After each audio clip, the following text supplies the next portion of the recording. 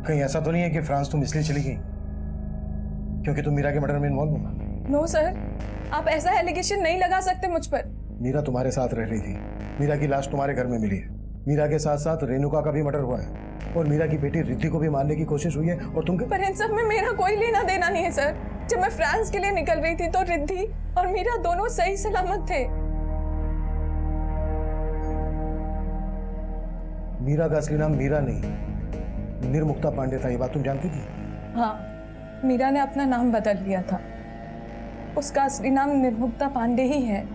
ये पांडे सर ने मीरा उस निर्मुक्ता का उसके पति का था या फिर माता पिता का? माता पिता का नहीं था, उसके पहले पति मनोज पांडे का था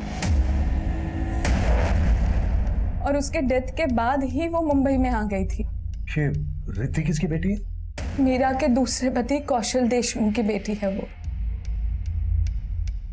कौशल देशमुख मीरा का दूसरा पति था?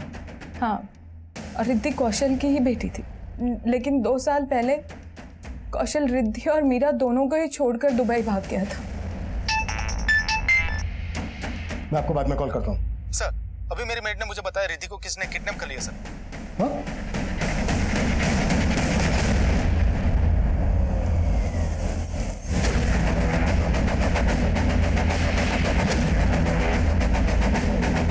सर, मैं किचन में काम कर रही थी, रिद्धि यहाँ पर खेल रही थी। अचानक वो आया और रिद्धि को उठाकर लेकर भाग गया। मैं पीछे पीछे गई, मैंने देखा उसको नीले रंग के वैन में बिठा के उसको लेकर गया। कौन था वो? उसे पहले भी कभी देखा है? ना साहब, पहले कभी नहीं देखा। क्या वो ये था? ये? हाँ साहब, हाँ साहब, यही था। आसपास जितने भी सीसीटीवी हैं सब स्कैन करो, वो ब्लू वैन जरूर कैप्चर हुई होगी। सब।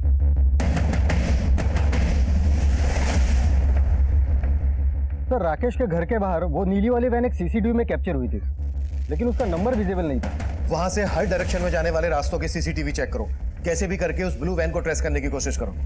मैं इस कौशल का लुकआउट नोटिस जारी करवाता हूँ। Okay sir.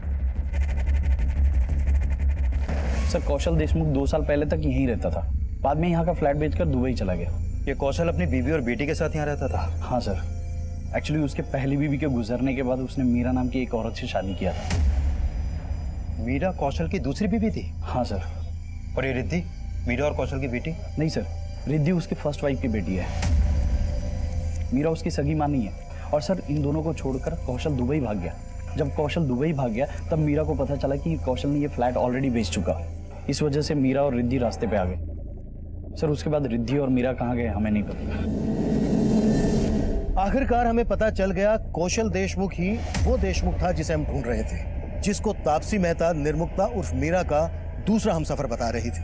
निर्मुक्ता का पहला हमसफर मनोज पांडे एक नया रहस्य था इस केस का, और उसका तीसरा हमसफर राहुल देव उसका आखिरी हमसफर नहीं था। और अभी तक हम ये भी पता नहीं लगा पाए थे कि निर्मुक्ता के साथ वो शख्स कौन था जिसे राहुल और राकेश ने देखा था, और वो गोली चलाने वाला शख्स कौन था जिसने पहले मीरा को मारने की कोशिश की थी।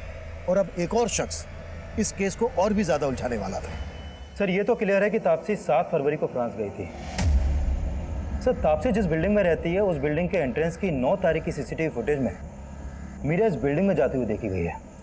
ये देखिए सर, मीरा जब इस बिल्डिंग में गई रिद्धि उसके साथ नहीं थी, और 9 फरवरी के बाद मीरा इस बिल्डिंग से बाहर आई नहीं। 9 तारीख को रेणुका का मर्डर हुआ और रिद्धि को मारने की कोशिश की गई। मतलब आरे रोड पर 9 तारीख को जब रेणुका और रिद्धि के साथ ये कांड हुआ तभी मीरा का मर्डर हुआ। सर, 9 फरवरी को सीसीटीवी में एक आदमी भी इस बिल्डिंग में जाते हुए कैप्चर हुआ है। ये देखिए सर, बिल्डिंग में जाने के 15 मिनट बाद ये आदमी वापस आ गया। सर, मैंने बिल्डिंग के गार्ड से इस आदमी के बारे में जानने की कोशिश की, लेकिन कुछ हासिल नहीं हुआ, और बिल्डिंग के लोगों ने भी इस आदमी को आइडेंटिफाई नहीं किया। Sir, I am sure Meera का मर्डर इसी आदमी ने किया होगा। पहचानती हो कौन है ये? नहीं सर, लेकिन मुझे पूरा डाउट है कि ये राहुल का ही भेजा हुआ आदमी होगा, क्योंकि जब मीरा ने राहुल को छोड़ा तो उसकी ईगो हर्ट हो गई थी। सर, राहुल ने मीरा को लिव इन रिलेशनशिप में सिर्फ इसलिए रखा था कि वो लोगों को बता सके कि वो गे नहीं है, वो एक मर्द है।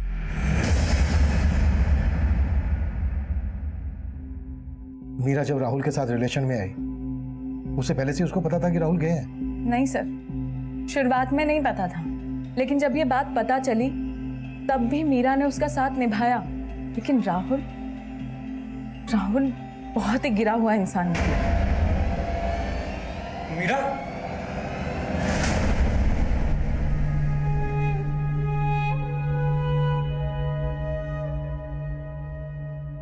मैंने बोला था ना तुझे, लेकिन नहीं, तूने सिर्फ और सिर्फ राहुल पे ही ट्रस्ट किया। मीरा की जिंदगी में कई मर्द हैं, तुम उन सबके बारे में जानती हो?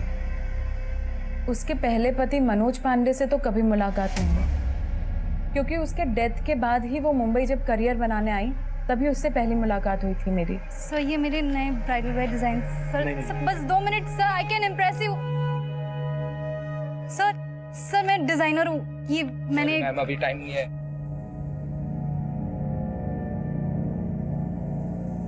तुम्हारे डिजाइन अच्छे हैं, लेकिन ऐसे धक्के खाने से कुछ नहीं होगा। तो कैसे होगा ma'am? Stop calling me ma'am, Taapsee. तो कैसे होगा तापसी? किसी स्टैब्लिश फैशन डिजाइनर के अंदर काम करो, इससे तुम काम भी सीखोगी और तुम्हारे कॉन्टैक्ट्स भी बन जाएंगे। फिर मैंने ही उसे उसका नाम बदलने का सजेशन दिया, निर्मुक्ता से मीरा रखवाया और उसे एक फेमस फैशन डिजाइनर के अंदर जॉब लगवाई। कौन? दिनेश मल्होत्रा? नहीं सर, दिनेश मल्होत्रा को तो उसने कौशल को छोड़ने के बाद ज्वाइन किया था, लेकिन क्या कौशल और क्या राहुल सब एक जैसे निकले सर। और उससे भी बेकार था उसका पति, उसका पहला पति मनोज पांडे। रोज उसकी मार सहती थी और उसके बारे में सोचकर ही सिहर जाती थी सर।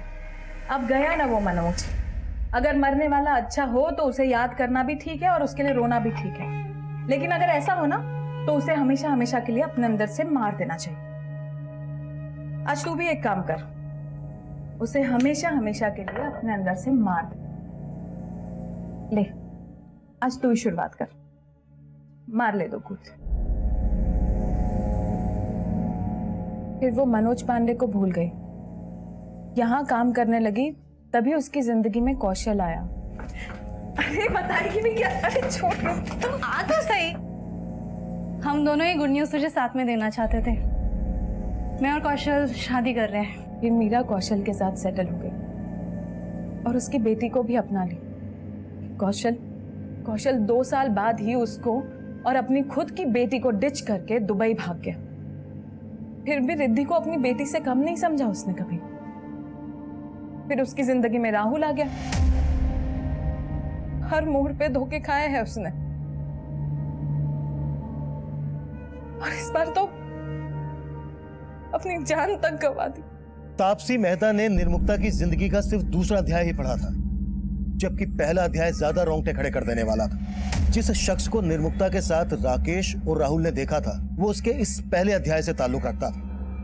निर्मुक्ता का हत्यारा वो हुडेड टी शर्ट वाला ही था, लेकिन वो वहां क्यों और किस मोटिव से पहुंचा, इसका जवाब उसके इन दोनों अध्यायों में मौजूद था। और वो भी हो सकता था जो दिखाई दे रहा था, और वो भी हो सकता था जो अभी तक नजर में नहीं आया था। इस केस में अभी कई पहेलियां बाकी थी। इस केस के लखनऊ सफर से निर्मुक्ता के पहले हमसफर मनोज पांडे की मौत का राज खुलने वाला था।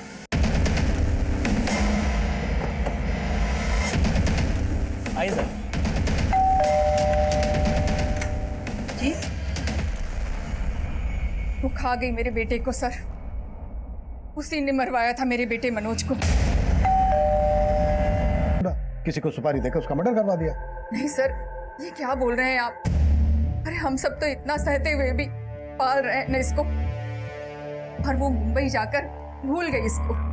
देखिए, हमने ऐसा कुछ भी नहीं किया जैसा आप सोच रहे हैं। मानते हैं कि हमारे बेटे की मौत हुई, लेकिन आप मेरी बीवी की बातों पे मत जाइए। वो काला धब्बा था मेरी शख्सियत पे, बहुत मारता था निर्मुक्ता को, पर फिर भी वो निभाना चाहती थी उससे। वो नहीं चाहती थी कि वो मर जाए। आपने क्या किया भैया? चुप कर, इस आदमी के लिए रोने का जरूरत नहीं है। बहुत मारता था ना तेरे को, हमने साला किस्सा ही खत्म कर दिया इसका। पापा, पुलिस को फोन कीजिए, भैया ने मार डाला मनोज जी को। सर, वो अगर बुरी होती तो अपने भाई के खिलाफ गवाही देती। सर उसने तो इंसाफ के लिए अपने भाई को भी अंदर करवा दिया। सर, कौशल जिस वैन से रिद्धि को लेके गया, हमने कई सीसीटीवी चेक किए। वैन घोड़बंदर के डायरेक्शन में गई है और सर फुटेज इसमें है।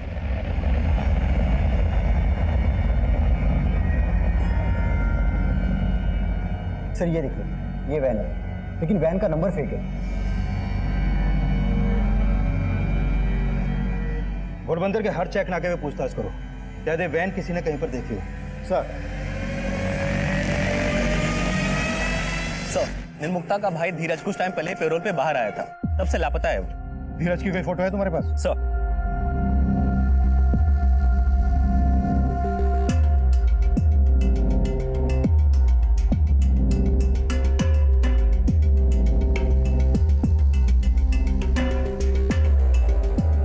ये फोटो मुंबई भेजो और पता करो इसको वहां पर देखा गया है क्या, जहां पर मीरा उर्फ निर्मुक्ता का आना जाना था। मीरा और धीरज की फैमिली में और कौन कौन है? सर निर्मुक्ता की एक विधवा माँ है, यहीं पास में ही रहती है। मेरी बेटी नहीं थी, वो हत्यारन थी निर्मुक्ता। पर निर्मुक्ता के पति मनोज पांडे को आपके बेटे धीरज ने मारा था। हाँ मारा था, लेकिन उसके भले के लिए मारा था। अगर वो उसे नहीं मारता तो निर्मुक्ता का पति उसे मार देता, और उसने अपने भाई को ही जेल भिजवा दिया। कहीं ऐसा तो नहीं है कि धीरज ने बदला लेने के लिए निर्मुक्ता को मार डाला? कहाँ मिलेगा धीरज? मुझे नहीं पता। हाँ कुलदीप। कौशल की लीड मिली है सर, पता चल गया कहाँ है वो। अभी लेकर आता हूँ थाने में सर। पकड़ो उसे। चलो गाड़ी में। क्या करो? छोड़ो। मैंने किसी को नहीं मारा साहब, मैं तो अपनी बेटी को अपने साथ ले जाना चाहता था साहब। नहीं मारा तो सामने क्यों नहीं आया था? वो 2 साल से कहाँ गायब था? अपनी बेटी को छोड़ के गया तब उसकी फिक्र नहीं हुई? सर फिक्र तो मुझे मेरी बेटी की भी थी और निर्मुक्ता की भी थी, लेकिन उसका भाई अगर मुझे काट के फेंक देता तो। उसका भाई? हाँ साहब, वो मेरे घर आता था और मेरी बीवी से पैसे लेके चला जाता था साहब। क्या करे भाई? जब तुम्हारी वजह से हम जेल गए हैं ना, तुम इतना पैसा कमा रही हो तो हमको भी तो चाहिए ना थोड़ा। हट हट हट। अरे अरे ये क्या हो रहा है? काय को? रक्षाबंधन मना रहे हैं जीजा जी, हमारी बहन है ना, इसकी रक्षा करने का जिम्मेदारी हम लिया है। और अगर तुमने कुछ भी कहा ना, काट के रख देंगे। काट के रख देंगे मतलब? एक्सपीरियंस है, पहले भी एक को। फिर पता चला कि उसने मीरा के पहले पति को भी मार दिया था। मैं बहुत डर गया था साहब। मैं तो मीरा से शादी करके दुबई में सेटल होना चाहता था, मुझे वहां नौकरी भी मिली थी, लेकिन वो वहां आना नहीं चाहती थी। कौशल, मैं चाहती हूँ कि तुम दुबई जाकर ये जॉब ज़रूर करो, जैसा तुम भी चाहते हो, लेकिन मैं अपने करियर के साथ समझौता नहीं कर सकती। मैं तो निर्मुक्ता से शादी करके उसको अपनी बीवी बनाना चाहता था, ताकि वो मेरी बेटी का ख्याल रख सके। रिद्धि मीरा को माँ मानने लगी थी साहब, इसलिए मैंने उन दोनों को अकेला छोड़ के मैं दुबई चला गया साहब। चला गया, वो भी घर बेचकर, और उन दोनों को बेघर कर दिया। लेकिन मैंने किसी को मारा नहीं साहब। नहीं बोलेगा ऐसे तो। सर ये वही धीरज है जिसके बारे में राकेश ने भी हमें बताया था, और राहुल ने भी हमें इसी धीरज के बारे में बताया था, जो मीरा से मिलने उसके घर जाता था। हो सकता है राहुल ने मीरा को मरवाने के लिए धीरज का इस्तेमाल किया हो। राहुल को उठा के लेके आओ। सर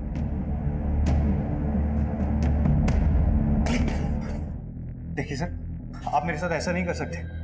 मैंने कोई क्राइम नहीं किया सर। मैं मानता हूँ सर, वो मेरे घर आता था, वो मीरा का भाई है। मैं नहीं जानता था क्योंकि मीरा ने मुझे आज तक कुछ नहीं बताया उसके बारे में। तो वो तेरे से मिलने क्यों आता था? दरअसल सर मीरा मुझे छोड़कर चली गई थी, बस वो पूछने आता था कि वो कहाँ चली गई है। इस केस में अब तक जितने भी सस्पेक्ट हमारे सामने आए थे, उन सबके पास निर्मुक्ता को मारने के मोटिव थे, लेकिन मर्डर रेणुका का भी हुआ था। और सवाल यह भी था कि रेणुका को मारने वाले ने रिद्धि को जिंदा क्यों छोड़ दिया? अगर अपराधी एक ही था तो उसने एक ही क्राइम सीन पर रेणुका को चाकू से और रिद्धि को गला दबाकर मारने की कोशिश क्यों की? और वो गोली चलाने वाला शख्स कौन था जिसने मीरा को पहले मारने की कोशिश की थी? सर तापसी की बिल्डिंग जिस एरिया में, वहां के डंप डाटा से मैंने ऐसे कई सारे नंबर आइडेंटिफाई किए जो उस कद काटे के हैं जिस कद काटे का आदमी तापसी के बिल्डिंग में हुडेड टी शर्ट पहन के गया था। इन सब की बैकग्राउंड चेक करो, देखो इनकी बैकग्राउंड में कुछ सस्पिशन मिलता है क्या? सर पता चला है कि निर्मुक्ता और मीरा ने कुछ टाइम पहले कंपनी रजिस्टर्ड करवाई थी मीरा फैशन के नाम से, और उसका एक करंट अकाउंट नंबर भी सामने आया सर, जिसमें 25 लाख का बिजनेस लोन अमाउंट भी ट्रांसफर हुआ था। और सर ये भी पता चला है कि मीरा ने अपनी कंपनी में रेणुका को 25% का पार्टनर बनाया था। लेकिन इस सबसे उनके मर्डर का क्या कनेक्शन? सर एक्चुअली मैंने मल्होत्रा के यहाँ काम करने वाले कुछ लोगों से बात की। पहले तो वो बताने से डर रहे थे, लेकिन बाद में उन्होंने ये बताया कि मीरा भी उन लोगों को अपने काम से जोड़ना चाहती थी, लेकिन इस बात से मल्होत्रा को प्रॉब्लम थी। इस मल्होत्रा के खिलाफ कुछ मिला? नहीं सर, अभी तक तो नहीं, लेकिन सर पता चला है कि मल्होत्रा के पास एक लाइसेंसी गन है, और राकेश ने बताया था कि कुछ टाइम पहले मीरा पर एक बार गोली चलाई गई थी। इस मल्होत्रा से फिर से मिलते। क्या बात है सर, आप मेरी गन के बारे में ये सब दिखाइए ना, जल्दी सर। पर दिखाइए। जी एक मिनट सर। लाइसेंस के हिसाब से आपको 4 गोलियां इशू हुई और ये 3 है, एक कम है। कहाँ यूज की? सर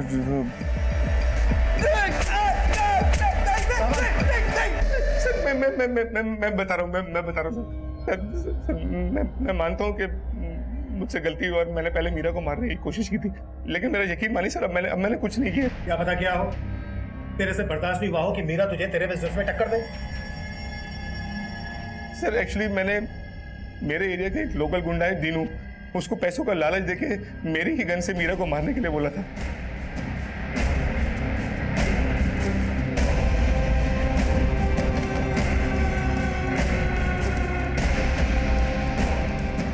कैसा है? कम, लेट्स गो।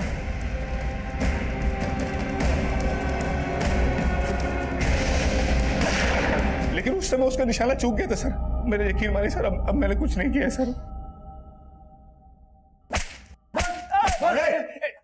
साहब मैंने पिछली बार कोशिश की थी साहब, लेकिन इस बार मैंने कुछ भी नहीं किया। पक्का? जी साहब। साहब मागासम साहब सच बोल रहा हूँ। सर हमने दिनेश मल्होत्रा और दीनू दोनों को बहुत तोड़ा, लेकिन वो लोग अभी यही बोल रहे हैं कि उन्होंने मीरा को बस एक बार मारने की कोशिश की थी, लेकिन वो भी नाकाम रही।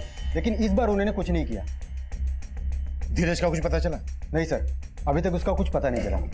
सर मैंने चेक किया, मीरा के उस 25 लाख रुपए के लोन का गारंटर राकेश ढोलकिया था।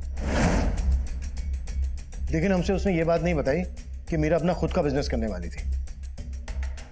ये बात उसने हमसे क्यों छिपाई होगी?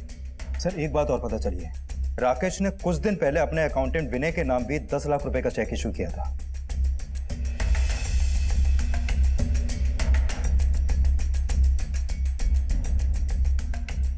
सर पता चला है कि उस अकाउंटेंट विनय का मकान गिरवी था, जो उसने 10 लाख रुपए देकर छुपाया था।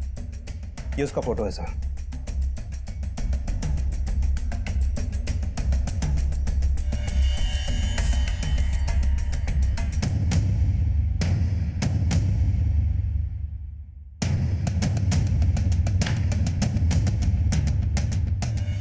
मैंने कभी सोचा नहीं था मेरा और मेरे रिश्ते का ये अंत होगा।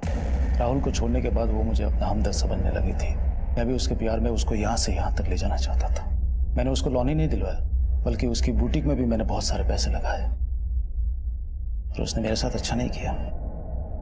तुम्हारा बिजनेस अब तो सेट है सुंदर। तुम्हारे बुटीक के इनॉग्रेशन से पहले मैं सोच रहा था कि हम दोनों सगाई कर लेते हैं। सगाई कर लेते हैं हम दोनों। राकेश, I'm so sorry, मुझे नहीं लगता मैं सगाई शादी जैसी चीजों के लिए बनी हूँ। मीठा जहर थी वो औरत, ना छोड़ते बनती थी ना पकड़े। अगर वो मेरी लाइफ में रहती थी ना तो मैं बर्बाद हो जाता। तभी मैंने फैसला कर लिया। विनय ने एक फेक आईडी ली और मीरा को फोन करने लगा। नहीं, रॉन्ग नंबर है। ताकि जब आपको मीरा की लाश मिले तो आप उन कॉल्स के राज सुलझाने में उलझ जाओ। फिर उस दिन विनय वहां गया।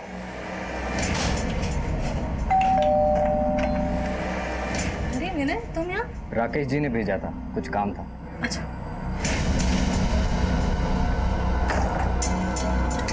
ये क्या?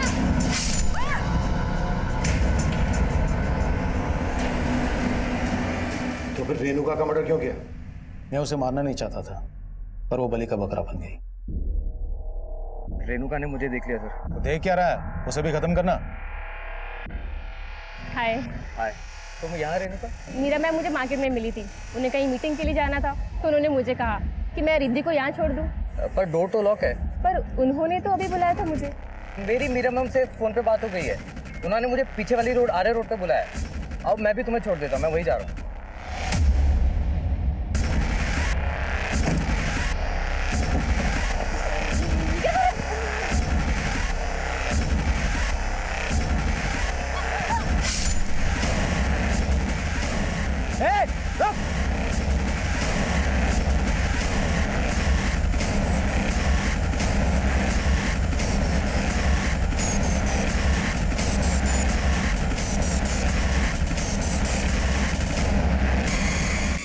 मुझे तो लगा था रिद्धि मर गई थी। जब मैंने उसे जिंदा देखा तो हैरान हो गया था।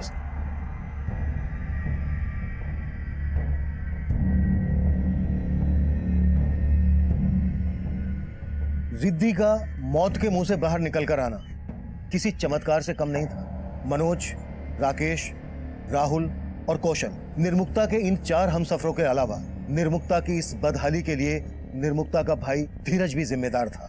अब मैं सीनियर इंस्पेक्टर अभिमन्यु जिंदल आप लोगों से विदा लेता हूं। आपसे फिर मुलाकात होगी एक नए केस के साथ। स्वस्थ रहिए, सतर्क रहिए और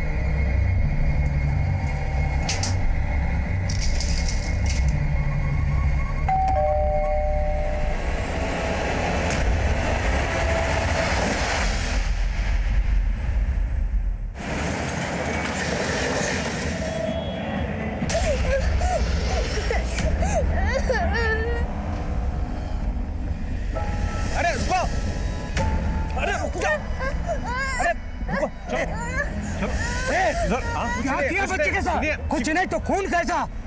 अरे आप मेरी बात नहीं हो रही है। अरे आप गलत समझ रहे हैं।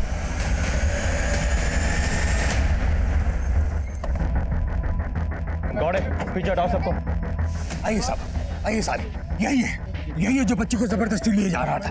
देखो गौड़े हॉस्पिटल लेकर जाओ उसको। कौन है बच्ची? क्या किया इसके साथ? साहब मैंने कुछ नहीं किया बच्ची के साथ, मैं तो मदद कर रहा था उसकी। वो रोड पे अकेली खड़ी रो रही थी साहब। बेटा ये खून कैसा? मैंने बहुत पूछा उससे, उसने कुछ नहीं बताया। साहब वो जगह सुनसान थी और मैं उस बच्ची को सेफ जगह ले जा रहा था। मैं आप लोगों को कॉल करने ही वाला था कि वो बच्ची भाग गई। फिर इन लोगों ने मुझे गलत समझा और मेरी पिटाई कर दी। नाम क्या तेरा? सरोज। साहब यहाँ मिली थी बच्ची मेरे को। सावन आसपास चेक करो, शायद कुछ मिले। और कौन था?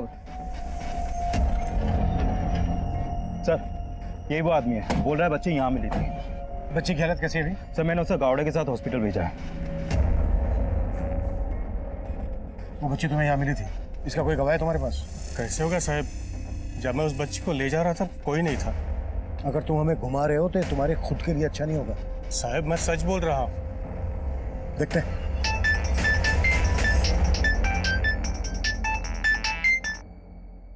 हेलो सर, बच्ची के बॉडी पे किसी भी तरह का एक्सटर्नल इंजरी नहीं है, बस उसके कपड़ों पे खून लगा था। मोलेस्टेशन के साइन?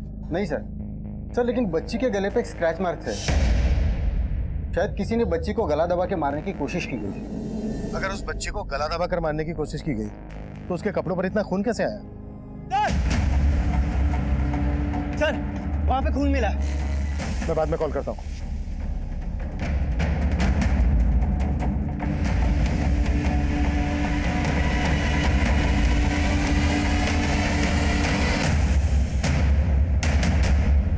ये खून के निशान इस तरफ जा रहे हैं, जैसे किसी को घसीट कर ले जाया गया। कम।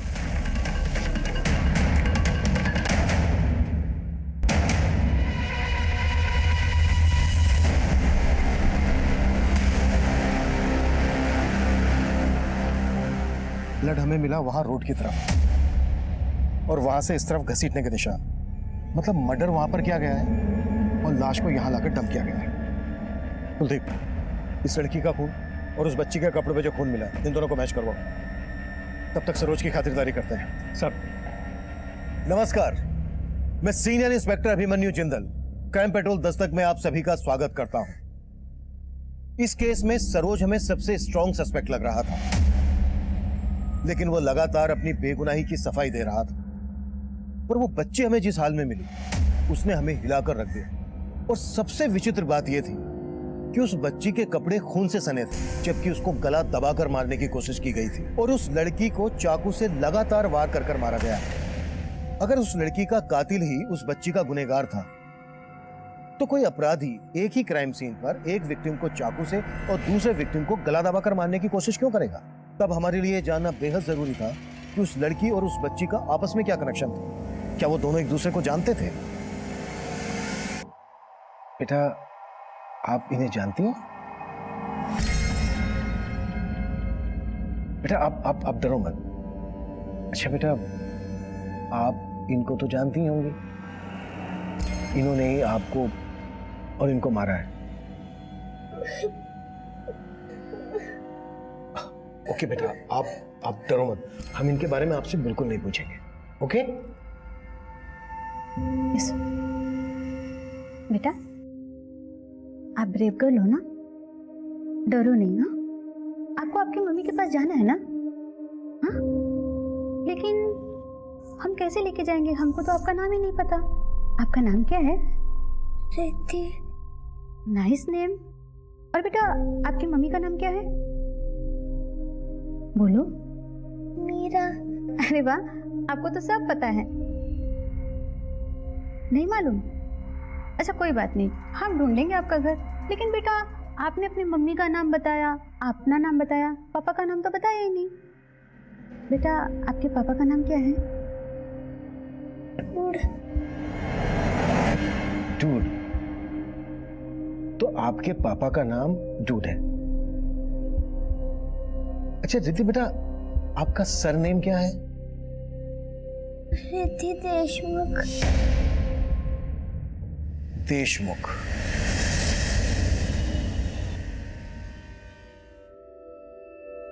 लेडीज एंड जेंटलमैन, हम नीम मुक्ता पांडे अपनी प्यारी सी मदर इन लॉ और फादर इन लॉ के सामने हमारी लेटेस्ट डिजाइन्स पेश करने जा रहे हैं।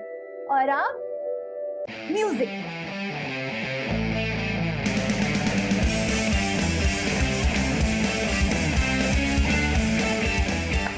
बस करो ये बेहुदापन।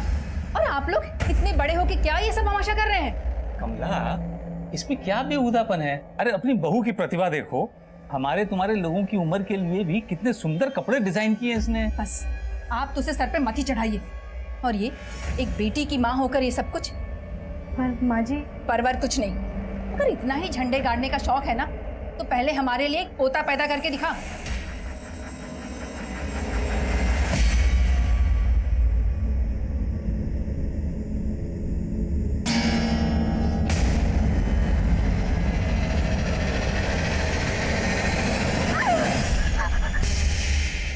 आप दे। सॉरी। हाँ,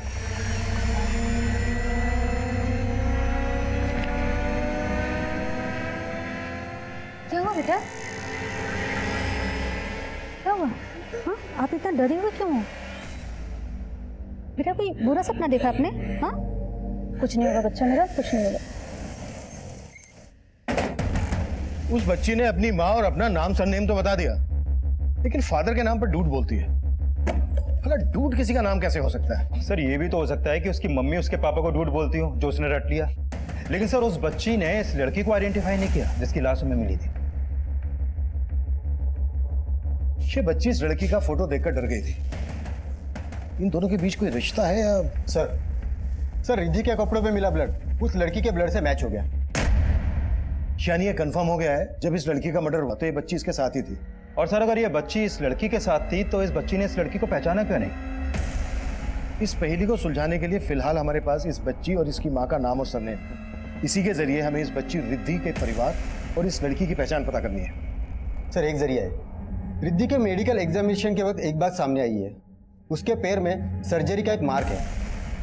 सर डॉक्टर ने कहा कि उसके पैर में मेजर फ्रैक्चर हुआ था, उसके वजह से उसकी सर्जरी करनी पड़ी। इसके जरिए हम ये पता लगा सकते हैं कि रिद्धि की सर्जरी कहाँ हुई थी। ठीक है, साथ ही देशमुख सरनेम वाले आदमियों की मिसिंग कंप्लेन स्कैन करो और ये पता लगाओ इस सरोज के साथ किसी देशमुख सरनेम वाले आदमी का कोई कनेक्शन है। Sure sir.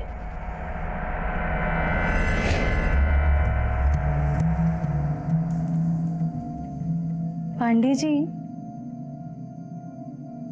सॉरी पांडे नहीं, हनी राइट? हनी भी नहीं, तो फिर हबी? इस रात को और भी ज्यादा रोमांटिक बनाने के लिए पेश है मेरे हैंडसम हबी को और भी ज्यादा हैंडसम बनाने वाला केसर वाला दूध।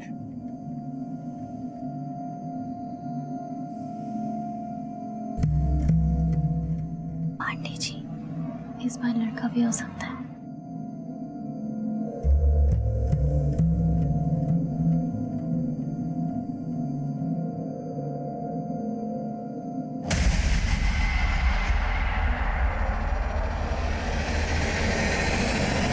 सर, रिद्धि का ये ऑपरेशन करीब 2-2.5 साल पहले हुआ था, जब उसका फ्रैक्चर हुआ था और उसके बोन्स को सपोर्ट देने के लिए मेटल प्लेट डाली गई थी। अच्छा डॉक्टर, ये मेटल प्लेट पे जो ये नंबर है, ये नंबर कैसा है? सर, ये हर मेटल प्लेट के ऊपर एक सीरियल नंबर होता है। यानी मेटल प्लेट के सीरियल नंबर से हम मैन्युफैक्चरर तक पहुंच सकते हैं, जहां से हमें ये पता चल जाएगा कि ये मेटल प्लेट कौन से हॉस्पिटल में सप्लाई हुई थी, जहां पर रिद्धि की सर्जरी हुई थी, और फिर उस हॉस्पिटल से रिद्धि की डिटेल्स।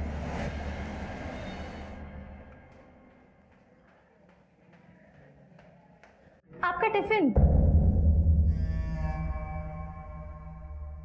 पूरा खा लीजिएगा। इतनी बड़ी? अरे ये किसके लिए लाई हो? हमारे लिए लाई हो या खली पहलवान के लिए? हम नहीं पहनेंगे ये। नहीं पहनना तो फेंक क्यों नहीं देते?